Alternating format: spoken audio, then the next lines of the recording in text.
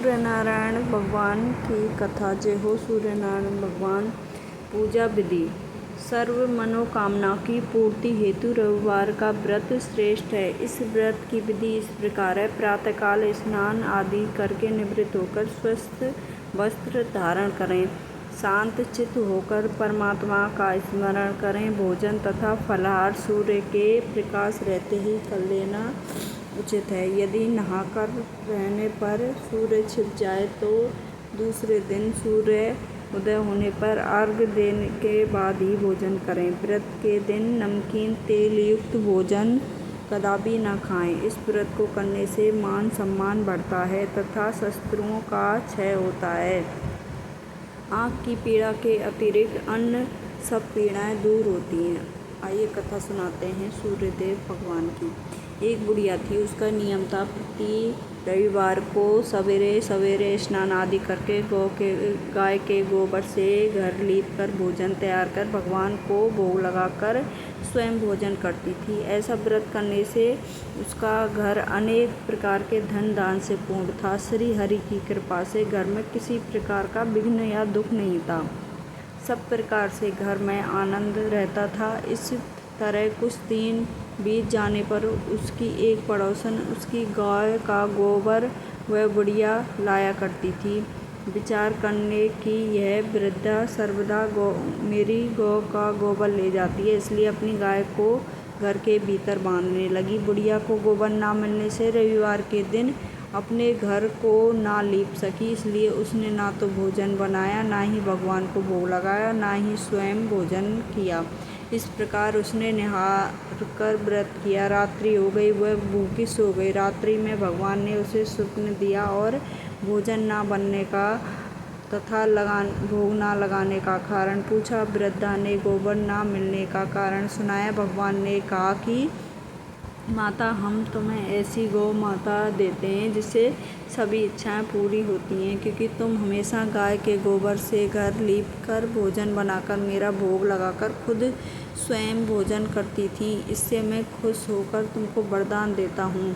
निर्धन को धन और बांझ स्त्रियों को पुत्र देकर दुखों को दूर करता हूँ तथा अंत समय में मोक्ष देता हूँ। स्वप्न में ऐसा वरदान देकर भगवान तो अंतर्ध्यान हो गए। वृद्धा को आंखें खुली तो वह देखती ही कि आंगन में एक अति सुंदर गाय और बछड़ा बंधे हुए हैं। वह गाय बछड़े को देखकर अति प्रसन्न हुई। उसको घर के बाहर बांध दिया और वहीं खाने को चारा डाल दिया। जब उसकी पड़ोसन ने बुढ़िया के घर के बाहर एक अति सुंदर गाय और बछड़ा देखा तो उसका हृदय जल उठा।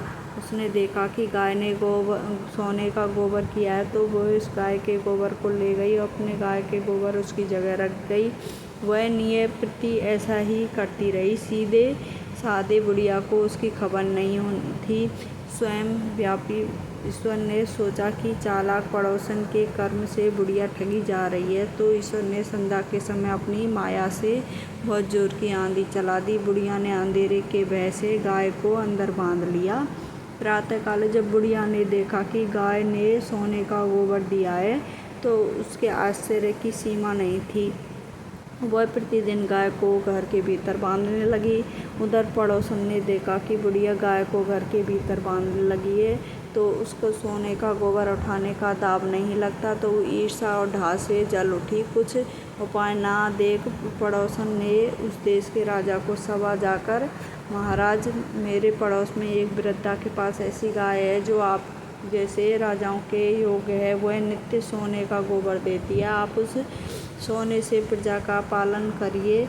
वह वृद्धा इतने सोने का क्या करेगी। राजा ने यह बात सुनी तो अपने दूतों को वृद्धा के घर गाय लाने की आज्ञा दी। वृद्धा प्रातः ईश्वर का भोग लगाकर भोजन ग्रहण करने ही जा रही थी कि राजा के कर्मचारी ने गाय खोल कर ले गए। वृद्धा काफी रोई चिल्लाई, किंतु कर्मचारियों के समक्ष कोई क्या कहता। उस दिन वृद्धा गाय के वियोग में भोजन ना कर सकी और ना खा सकी और ना रात भर रो कर ईश्वर से गाय को पुण्य पाने के लिए प्रार्थना करती रही। उधर राजा गाय को देखकर बहुत प्रसन्न हुआ। लेकिन सुबह जैसे ही वह उठा सारा महल गोबर से भरा दिखाई देने लगा। राजा देखकर घबरा गया। भगवान ने रात्रि में राजा को स्वप्न में कहा, हे राजा, गाय को वृद्धा को लौटाने में ही तेरा भला है। इसके रविवार के व्रत से प्रसन्न होकर मैंने उसे यह गाय दी है। प्रातः होने पर राजा ने वृद्धा को बुलाकर बहुत से धन धान से सम्मानित सहित गाय और बछड़ा लौटा दिया। उसकी पड़ोसन को बुलाकर उचित दंड दिया। इतना करने के बाद राजा के महल में गंदगी दूर हुई। दिन से राजा ने नगरवासियों को आदेश दिया कि राज्य को तथा अपनी समस्त मनोकामना की पूर्ति के लिए रविवार का व्रत करो। व्रत करने से नगर के लोग सुखी जीवन व्यतीत करने लगे। कोई भी बीमार तथा प्रकृति का प्रकोप उस नगर पर नहीं होता। सारी प्रजा सुख समृद्धि से रहने लगी। जय हो सूर्य नारायण भगवान, सब पर कृपा बरसाए रहना। जय हो।